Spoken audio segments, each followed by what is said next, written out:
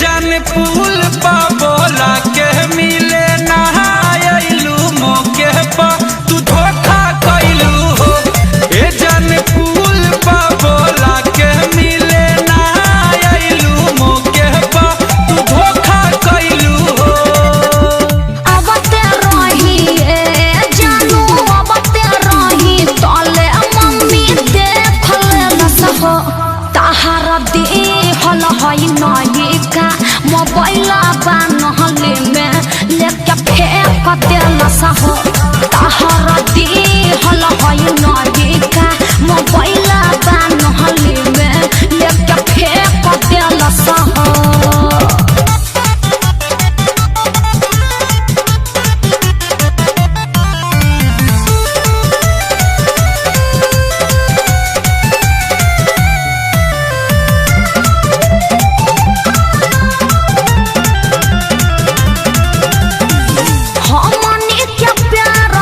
परला पहरा भारी बा लेटा कोइला पानी सोना घर से लाचारी बा।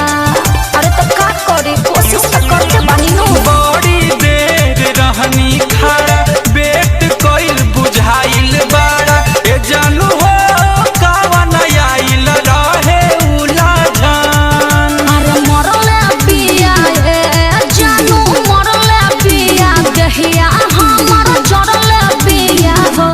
ए जानू प्यार में बनल बिया दुश्मन धये छोटा लसरल बिया हो।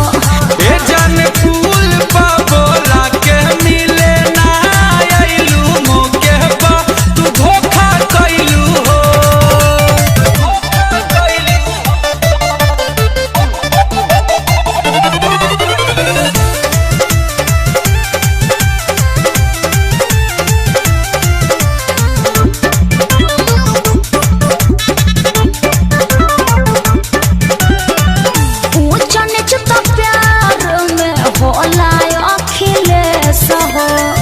इतना बड़ प्रॉब्लम जानी कर क्रिएट हो। अरे काहेला पगलाइल बाड़ो।